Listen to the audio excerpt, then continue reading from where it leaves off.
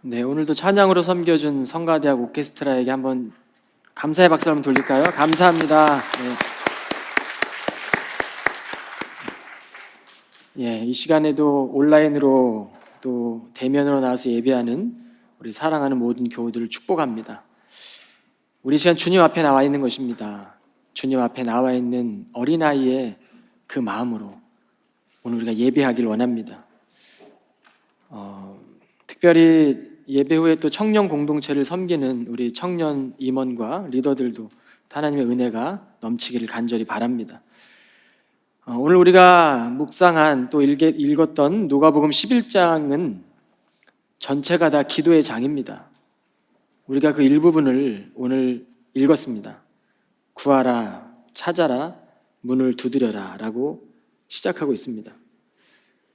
오늘 이 본문의 말씀은 예수님께 나와 한 제자가 기도를 좀 가르쳐 주십시오 라고 물으니까 예수님께 나온 그 제자에게 주기도문을 알려주십니다.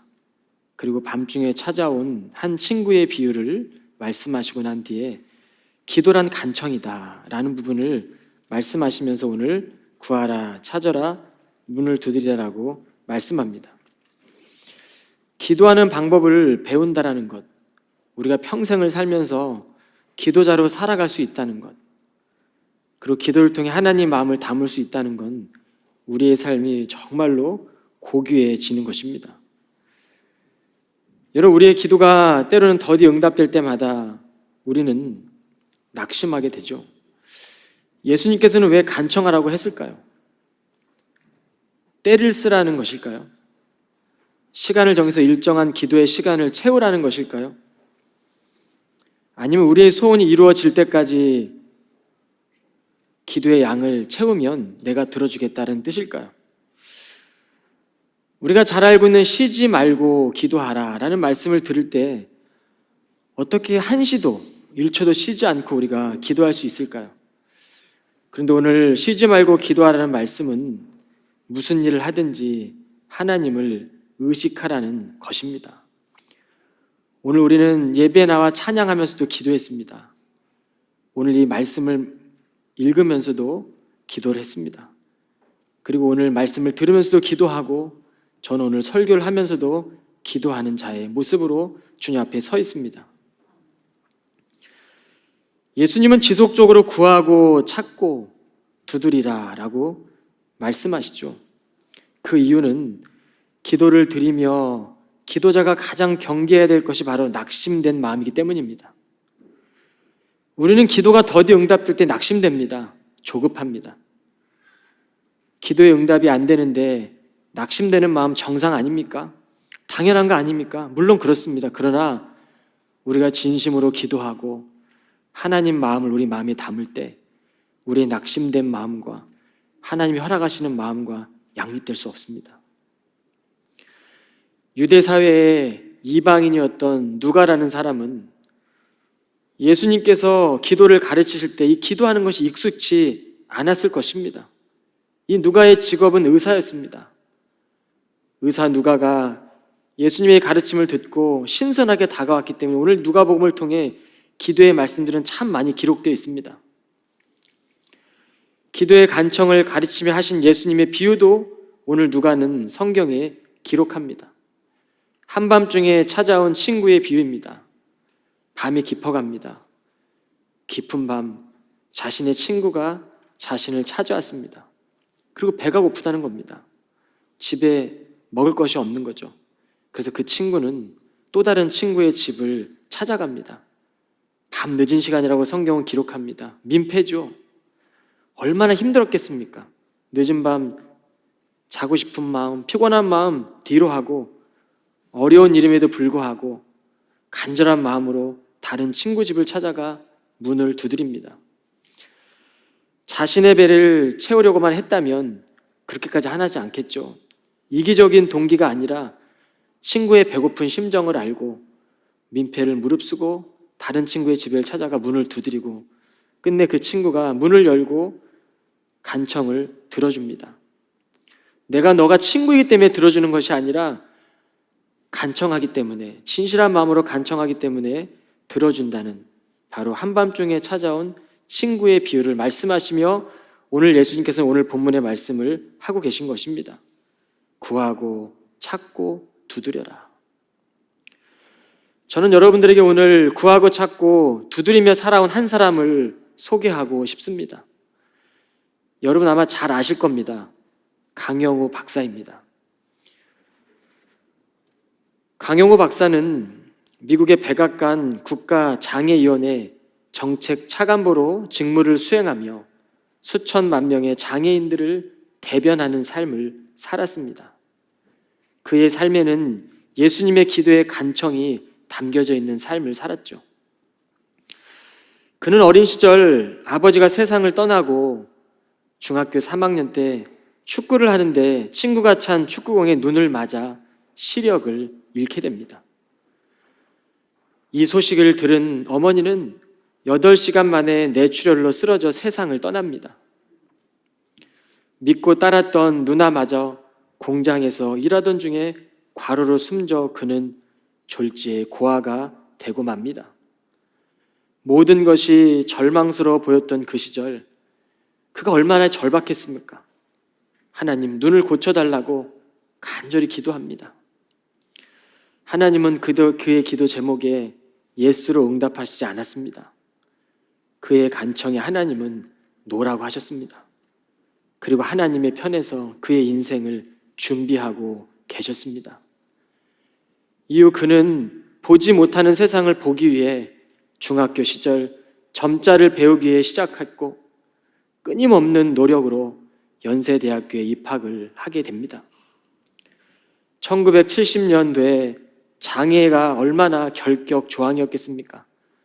그는 유학을 꿈꿨지만 장애인이라는 이유 때문에 유학할 수 없는 시절이었습니다. 장애가 있는 사람은 미국 유학도 갈 수 없는 불평등한 조항들이 법으로 있었기 때문에 이 조항을 없애달라는 청원서를 문교부에 제출하게 됩니다. 당시 한국의 민관식 장관으로부터 그는 승인을 받고 한국 장애인 최초의 유학생으로 도미 유학을 하게 되죠. 그렇게 시각장애인으로 유학을 가서 한국인 최초의 시각장애인 박사가 탄생하게 되었습니다. UN 세계장애위원회 부의장으로 또 미국 백악관 국가장애위원회 정책 차관보로 강영우 박사는 세상의 장애인들이 함께 어우러진 세상을 만들기 위해 자신의 삶이 미랄이 되는 삶을 살았습니다. 그의 자서전에 보면 그가 유학을 왔을 때 LA 공항에 그를 맞아준 사람은 미국의 양부모였습니다. 이 양부모는 그가 어린 시절 중학교 때부터 연세대학교에 들어갈 때까지 많은 도움을 주었습니다. 또한 살아가면서 이 강영우 박사는 수많은 사람들의 사랑을 받고 살아갑니다. 그럼에도 불구하고 그가 믿음의 눈을 뜨지 못했더라면 그는 하나님께서 미리 예비해 놓으신 사람들의 만남이 불가능했을 것입니다. 그의 자서전에 보면 하나님이 그때 나의 기도에 예스했다면 자기는 작은 맹인 학교에서 사람들을 돌보는 일 정도로 살았을 것이라고 고백합니다. 그러나 그의 간청의 기도를 하나님은 노로 응답하셨지만 강영우 박사의 인생의 닫힌 문을 열어주었고 많은 이들에게 희망의 도구가 되게 해 주었습니다. 저는 여러분들에게 첫째로 우리는 성도로 살며 구하고 찾고 두드려 한다고 말하고 싶습니다. 오늘 말씀에 보면 구하라, 찾아라, 문을 두드려라. 그러므로 내가 너희에게 말한다. 구하라. 그러면 너에게 주어질 것이다. 찾아라. 그러면 찾을 것이다. 두드려라. 그러면 문이 너희에게 열릴 것이다. 구하는 사람마다 받을 것이다. 찾는 사람은 찾을 것이다. 두드리는 사람에게는 문이 열릴 것이다. 여러분 정말 간절한 믿음의 말씀입니다. 예수님 앞에 찾아온 어린아이 같은 심정으로 찾아온 때론 삶의 문제를 만나 어려움을 겪고 있는 하나님의 자녀들에게 하시는 예수님의 말씀입니다. 멕시코에서 사역하는 한 선교사님이 한 여자아이를 입양을 했습니다. 이 여자아이는 친아버지에게 학대를 받고 참 많은 상처를 받고 있던 아이였습니다. 그런데 하나님이 이 선교사님에게 너가 이 아이를 입양하라, 입양해서 키워라 라는 마음을 주십니다. 선교사님이 그 하나님 음성에 순종하는 마음으로 이 아이를 입양하게 됩니다. 이제 너는 내 딸이다. 무엇인지 필요하면 말해.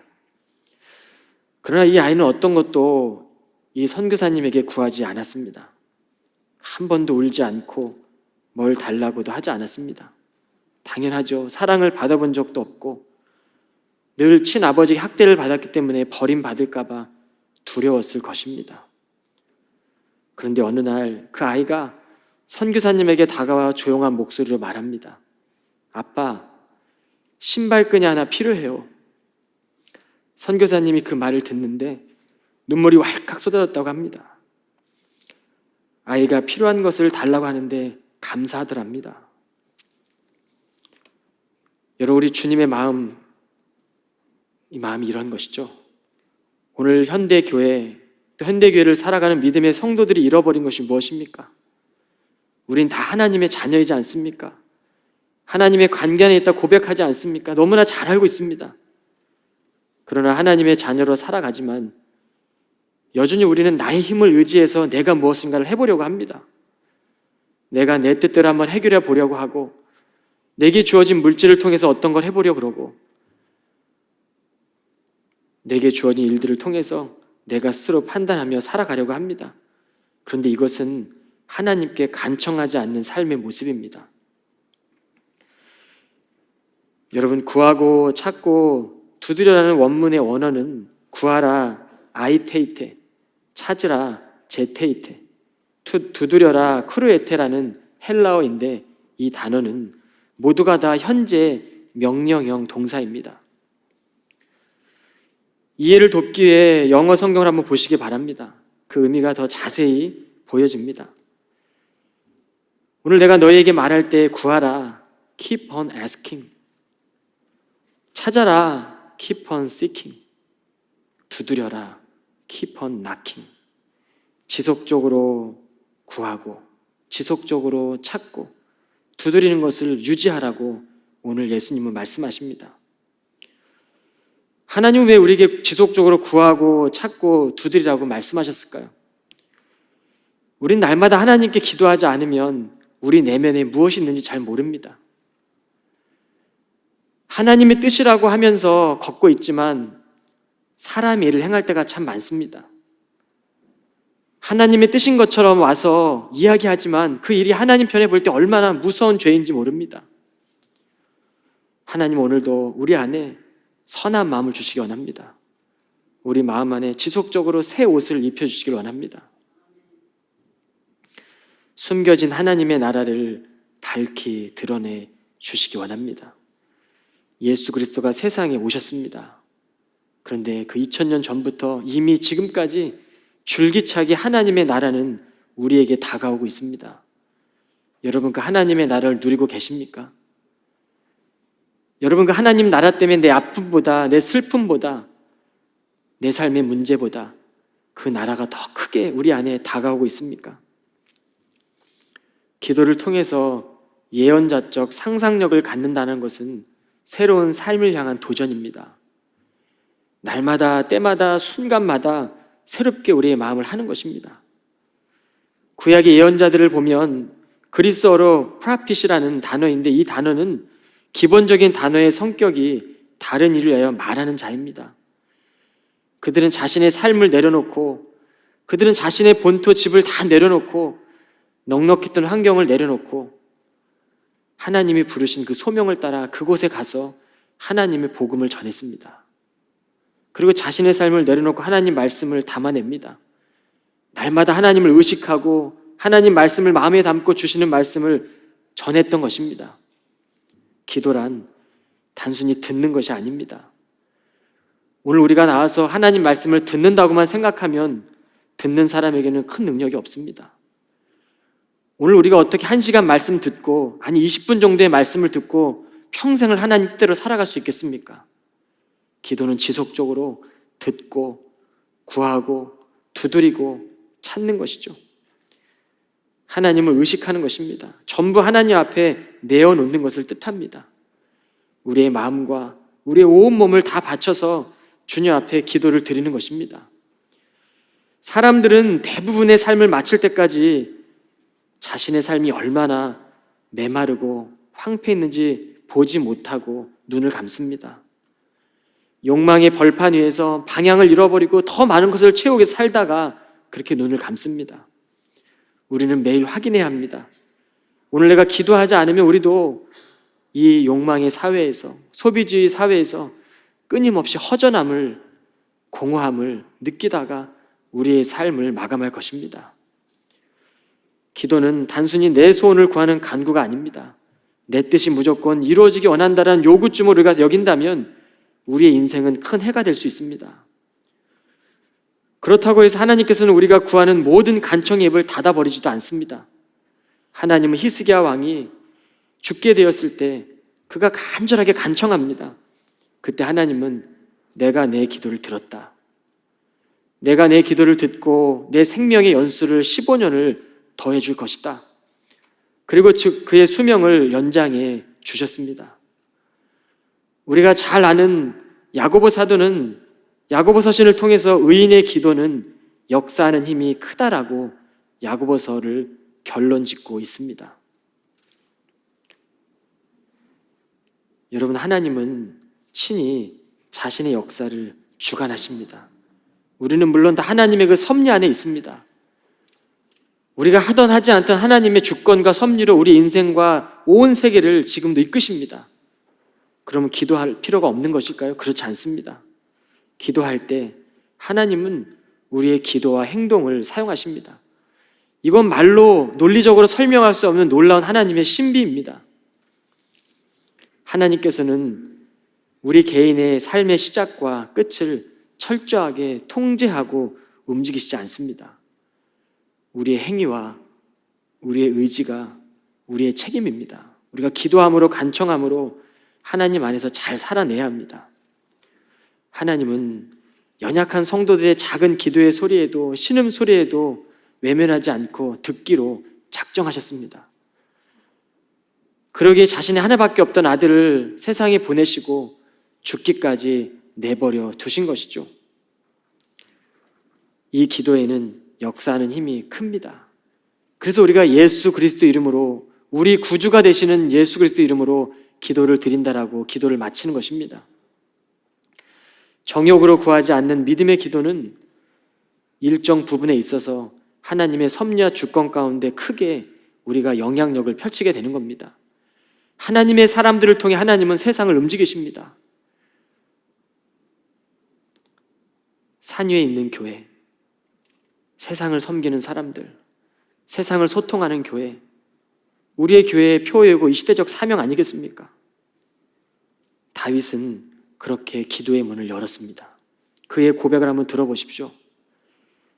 여호와께 바라는 일 한 가지를 구하는 것인데 하나님의 아름다움을 바라보며 성전에서 하나님을 사모하는 것입니다. 이것이 기도의 출발점입니다. 우리 모두의 출발점이 되어야 합니다. 기도의 바른 출발을 한 다윗을 통해 하나님은 그의 나라를 확장해 나가셨습니다. 예수 그리스도를 세상에 보내셨고 세상을 구원하는 일에 다윗의 인생을 사용하셨습니다. 그래서 마태복음 1장 1절 신약 성경의 첫 절에는 아브라함과 다윗의 자손 예수 그리스도의 세계라. 예수님의 족보를 보게 되면 믿음의 사람 이 다윗을 언급하고 있죠. 예수 그리스도의 세계라고 말씀합니다.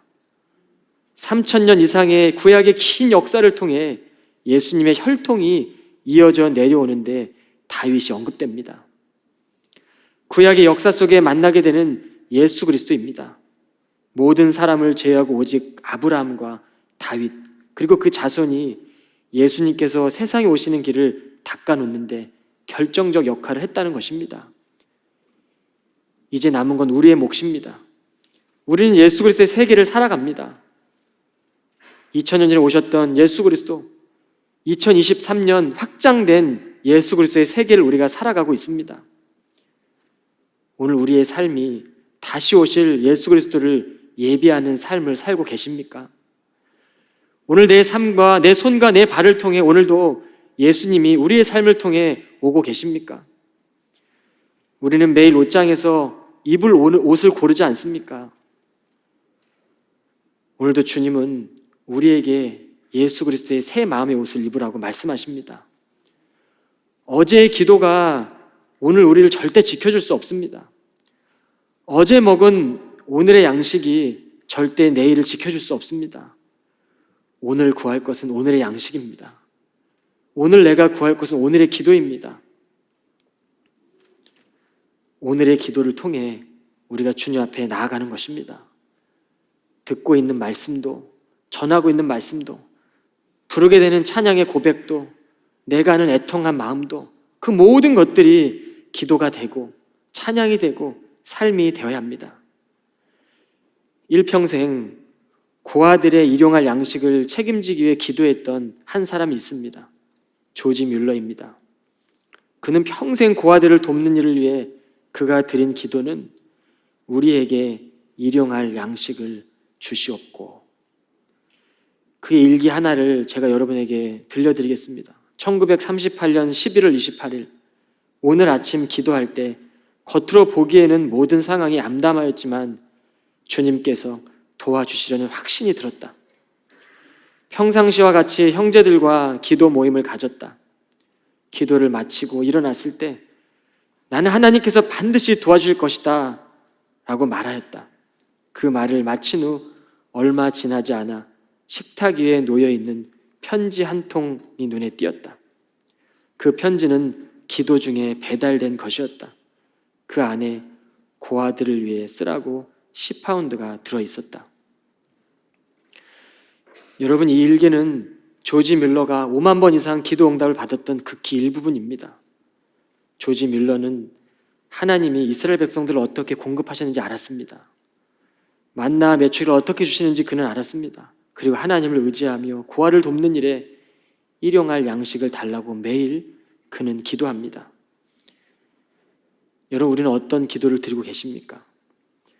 여러분, 우리는 기도하기를 멈추면 안 됩니다. 기도하기를 쉬어서는 안 됩니다. 둘째로 하나님의 마음을 구해야 합니다. 오늘 본문의 말씀에 보면 너희 가운데 어떤 아버지가 아들이 생선을 달라는데 생선을 주지 않고 뱀을 주겠느냐? 또 계란을 달라는데 전갈을 주겠느냐? 너희가 악하더라도 좋은 것을 자녀에게 주려고 한다. 여러분, 자녀를 낳아보면 알 것입니다. 내 자녀에게 뱀과 전갈을 손에 들려줄 부모는 한 사람도 없습니다. 이건 인륜이고 천륜입니다. 성경의 뱀과 전갈은 악한 세력이고 자녀를 해치는 것 아닙니까? 하나님은 자녀된 우리에게 우리 마음 안에 죄를 짓는 악의 씨가 있는 것을 아셨습니다. 그리고 그 아들을 보내셨습니다. 그리고 예수 그리스도 이름으로가 기도할 때 악에 빠져들지 않게 하시고 내면의 본성과 욕망대로 살지 않게 하시고 그리스도의 길을 따라가게 하십니다. 그 힘을 주십니다. 하나님이 우리가 가야 될 길을 정확하게 명확하게 오른쪽 왼쪽으로 가르쳐주시면 얼마나 좋겠습니까? 그러나 그렇지 않습니다. 하나님은 우리를 그렇게 인도하시는 분이 아니십니다. 어두운 곳에 이 세상을 살아가며 더듬더듬 하나님 아버지의 마음을 한 걸음 한 걸음 느끼며 나아가다 보면 어느새 주님이 나와 동행하고 계시는구나, 주님이 내 삶을 인도하고 계시는구나 우리가 알게 됩니다. 우리가 기도하며 하나님 아버지를 만나는 순간 내 손에 들린 것이 나를 해치는 것인지 아니면 내게 필요한 것인지를 깨닫게 해주십니다. 이 시대는 삶의 방향을 하나님의 마음으로 향할 때입니다. 시대가 악해질수록 마음을 돌이켜 아버지의 마음으로 향해야 합니다. 우리가 잘 알고 있는 탕자의 비유에서 집을 나간 아들은 하나님을 믿지 않는 사람들이 아닙니다. 세상을 살아가며 때론 근심과 걱정과 고통과 여러 세상의 문제들 때문에 기도를 잃어버린 하나님의 자녀들입니다. 아버지는 집을 떠난 이 둘째 아들이 돌아오기만을 기다리셨습니다. 하나님은 자신의 자녀들이 그의 이름을 부르는 순간 아버지가 집을 나간 아들을 얼마나 기다렸는지를 알게 해주시는 말씀입니다. 오늘 이 아들이 용기 내서 마음을 돌이켜 아버지께 돌아왔을 때 아버지가 어떻게 맞아주시죠? 멀리서부터 오는 아들을 측은히 불쌍히 여기며 바라봅니다. 그리고 아버지가 먼저 달려가 목을 안아 입을 맞춰주십니다. 누추했던 옷을 다 벗기고 제일 좋은 옷을 내어다가 입혀주시고 고생했던 투박한 손, 고상한 손에 가락지를 껴주시며 튼 발에는 신발을 신겨주십니다. 그리고 살찐 송아지를 끌어다 잡고 이는 내 아들이 죽었다가 살아났으며 잃었다가 다시 얻었다라고 말씀하십니다. 이것이 기도하기를 원하시는 하나님 아버지의 마음입니다. 아버지의 품을 떠난 아들은 아버지의 일부가 아니죠. 아버지 마음의 전부였습니다. 여러분, 우리는 지금 우리의 기도 생활을 점검해야 할 때입니다. 매일의 기도를 드리고 있는지, 매 순간 하나님을 의식하고 살아가는지, 오늘 하나님의 시선이 나를 보고 있는지를 우리는 의식하고 있는지 우리가 깨달아야 합니다. 하루의 시간을 드리고, 아니 단 1분, 단 1시간이라도 우리가 진실하게 주님 앞에 기도하면 하나님은 2000년 동안 부어주신 예수 그리스도의 큰 사랑, 그 애정을 부어주실 것입니다. 하나님의 사랑은 바다를 채우고도 남습니다.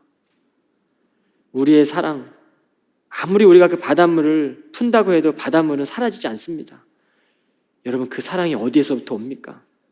하나님의 사랑을 통해서 많은 사람들에게 그리스도의 모습으로 서 있기를 바랍니다. 하나님 나라의 기쁨을 발견한 사람, 말하는 대로 살지 못하는 우리에게 겨자씨만한 믿음만 있어도 십자가의 사랑을 확증해 주시는 것이 바로 하나님이십니다. 여러분, 보화를 찾기 위해 애를 써야 합니다. 보화를 발견한 사람은 그것을 다시 숨겨다가 집에 돌아 자기 재산을 모두 팔아 그 밭을 사지 않습니까? 보통 보화를 발견했으면 밭의 주인에게 돌려주는 게 맞지 않습니까? 자신의 땅도 아니고, 그 당시에는 지금처럼 은행이 있던 것도 아니고, 그 당시에는 많은 사람들이 자신의 돈을 자신의 밭에 묻어두었습니다. 그게 은행이었죠. 오늘날처럼 은행에 예치할 수 있다면 이런 일이 없었겠지만 이 비유는 그 당시 시대적 상황을 너무나 잘 보여줍니다. 남의 집에 가서 남의 집 주인의 밭에 있는 보화를 발견했으면 돌려주는 게 맞습니다. 이게 윤리적이고 도덕적인 것입니다. 그러나 하나님 나라는 지금 윤리적, 도덕적, 근면한 거에 초점을 맞추고 있는 것이 아닙니다. 하나님 나라는 현재 우리가 간청함으로 역동적으로 누리는 나라임을 설명하는 것입니다. 소비주의 사회를 살아가며 우리의 기도가 세상의 기준에서 필요한 것, 마땅히 조달해줘야 하는 것을 우리가 생각나게 하죠. 그러나 기도는 하나님의 마음을 애통하며 구하는 것입니다. 애통하며 하나님의 뜻을 받아들이는 게 중요합니다. 삶의 문제를 만나서 비관하는 이들에게 하나님은 애통하며 기도하라고 말씀하십니다. 칠흑같이 어두운 시기를 거치고 있는 성도들에게 애통하며 기도하라고 말씀하십니다. 일어설 용기도 잃어버린 사람들에게 기뻐하라고, 용기 내라고 강요하는 것은 그들을 위선적인 신앙으로 끌고 갈 가능성이 경향이 높습니다. 아파하는 자들과 함께 아파하시고 슬픔을 겪는 자들과 함께 우십시오. 하나님 마음을 회복할 수 있도록 그 인생의 상실감과 고통과 상처를 내 상처와 내 고통과 내 아픔처럼 느끼며 같이 해주십시오. 그때 하나님의 아름다움으로 변화될 것입니다. 셋째로, 성령은 문제를 바라보는 우리의 시선을 바꿔줍니다. 하물며 하늘에 계신 아버지께서 간구하는 자에게 성령을 주시지 않겠느냐? 여러분, 우리는 이 눈을 떠야 합니다. 이 눈을 뜨지 않으면 스스로 눈을 감고 있기 때문에 우리가 보이는 것은 사방의 어둠뿐입니다. 상처일 뿐이고 고통일 뿐이죠. 그래서 시편의 기자는 여호와를 기다리고 기다렸더니 귀를 기울이사 나의 부르짖음을 들으셨도다. 나를 기가 막힐 웅덩이와 수렁에서 끌어올리시고 내 발을 반석 위에 두사 내 걸음을 견고하게 하셨도다. 새 노래 곧 우리 아버지께 하나님께 올릴 찬송을 내 입에 두셨으니 많은 사람이 보고 두려워하여 여호와를 의지하리로다. 저는 이 말씀을 우리 사랑하는 교우들이 다 마음에 새겼으면 좋겠습니다. 칼빈은 성령께서 인간의 정욕을 바로잡아 주시는 분이라고 소개합니다. 다시 말하면 우리 안에 있는 모든 정욕, 이 정욕이 우리를 웅덩이와 수렁으로 빠지게 합니다. 그러나 성령께서는 하나님의 나라를 꿈꾸게 하시고 우리를 그 웅덩이와 깊은 수렁에서 건져내 주시고 우리의 정욕을 통제하시며 하나님 나라를 꿈꾸며 하나님 모습으로 빚어간다는 것입니다. 우리 안에 죄를 죽이는 일 우리가 할 수 없습니다. 끊임없이 솟아나오는 우리의 본성 우리가 어떻게 이겨낼 수 있겠습니까? 이것은 전적으로 성령의 사역입니다. 성령은 우리 마음을 은혜로 채워주십니다. 육체의 열매에 반하는 성령의 열매들을 우리의 삶에 풍성하게 맺어지게 해주시고 죄를 이기게 해주십니다. 제가 이번 주간에 팔복에 대한 새벽 설교를 준비하며 고통은 헛되지 않아요라는 책을 보면서 엘리자베스 엘리엇이 지은 책인데 이 여인도 대단한 여인입니다. 남편이 선교지에 가서 원주민들에게 살해를 당했는데 그 선교지에 다시 들어가서 남편의 핏값을 대신해 그들에게 선교사로 살아갔던 여인입니다. 이 여인이 쓴 고통은 헛되지 않으라는 책을 읽다가 제 마음에 다가온 간증이 있어 소개하고자 합니다. 1820년 생후 6주밖에 되지 않은 한 여자아이의 눈에 염증이 생겼습니다. 그런데 의사가 뜨거운 찜질약을 바르는 바람에 각막이 다 타버렸고 아이는 그만 영영 앞을 볼 수 없게 되었습니다. 아이가 자라 9살이 되었을 때 그 아이는 이런 시를 썼습니다. 비록 볼 수 없으나 나는 얼마나 행복한 영혼인가요? 만족하며 살기로 결심했어요. 나는 남들이 누리지 못하는 수많은 복을 누리고 있어요. 눈이 멀어서 눈물을 흘릴 수도 한숨을 쉴 수도 없고 그러고 싶지도 않아요. 이 소녀는 나중에 찬송가 615장 그 큰 일을 행하신, 찬송가 204장 예수로 나의 구주 삼고, 찬송가 275장 저 죽어가는 자 다 구원하고, 이 찬송을 비롯해 8,000여 편에 달하는 찬송가를 썼습니다. 그녀의 이름은 페니 크로스비입니다. 9살 된 이 소녀가 어린 나이에 어떻게 이 복을 발견할 수 있었을까? 어떻게 이 어린 소년이 받는 것보다 주는 것이 더 기쁘다는 사실을 알았을까? 우리 믿음의 공동체가 여러 가지 소모임을 통해서 가족 모임, 소그룹 모임, 또 우리 안에 있는 여러 가지 GT 모임들을 통해서 여러분 이 사랑을 줘야 합니다. 그래서 우리의 공동체를 떠났을 때에도 어느 곳에 있든지라도 그 사랑 잊지 않고 영원한 복락을 누리면서 살아갈 수 있는 그 끈끈한 사랑의 교제가 우리 케임브리지 한인 공동체 안에 있게 되기를 주님의 이름으로 축복합니다. 성령님께서는 그 소녀의 애통함을 복으로 바꿔주신 결과입니다.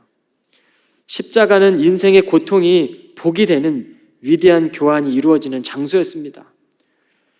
십자가는 고통이 아닙니다. 십자가는 고난과 아픔이 아닙니다. 고행이 아닙니다, 여러분. 십자가는 우리의 아픔을 영원한 기쁨과 복으로 바꿔주는 교환되는 놀라운 은혜의 장소입니다. 여러분 십자가 앞으로 나아가십시오. 그리고 십자가 아래에서 살아가십시오. 그리고 그 십자가 붙들고 영원한 복을 많은 이들에게 나눠줄 수 있는 그런 성도들이 다 되시기를 바랍니다. 우리가 사는 세상 밝은 면만 있습니까? 어쩌면 밝은 면보다 어둡고 힘든 면들이 더 많은 것이 우리가 살아가는 일생인 것 같습니다. 고통스러운 삶, 우리에게 주어지는 현실적인 삶을 보면 사실은 밝은 면보다 어렵고 고단한 게 더 많이 있는 것이 부인할 수 없는 사실입니다. 그럼 우리에게 주어진 이 삶의 현실의 슬픔과 고통을 마주할 때마다 부인하는 것은 스스로 진실에서 멀어지려고 하는 것입니다. 하나님 앞에 아프지 않고 힘들지 않은 척하며 살게 되면 우리는 어쩌면 평생을 살아도 하나님과 친밀한 관계와 교제를 누릴 수 없게 될 것입니다. 있는 그대로 나오십시오. 그 모습 그대로 받아주시는 그 하나님 앞에 우리의 모습을 드리십시오. 성령은 우리를 진실하게 해주시는 분이십니다. 이번 주 광고를 쓰며 우리 교우 가운데 아버지를 잃은 아픈 성도의 마음을 묵상해 보았습니다. 차마 말할 수 없는 아픔이죠. 그러나 우리가 그들에게 어떻게 위로할 수 있겠습니까? 하늘의 위로, 그리스도가 주신 허락하신 위로를 통해 그들과 함께 울며 하나님의 소망으로 그들에게 위로해야 되지 않겠습니까? 우리는 성령님이 주시는 힘을 통해 마지막 숨을 내쉬게 되는 그날까지 서로에게 용기 주며 용기 내며 그리스도 안에서 참된 교제를 누리며 살아가야 합니다.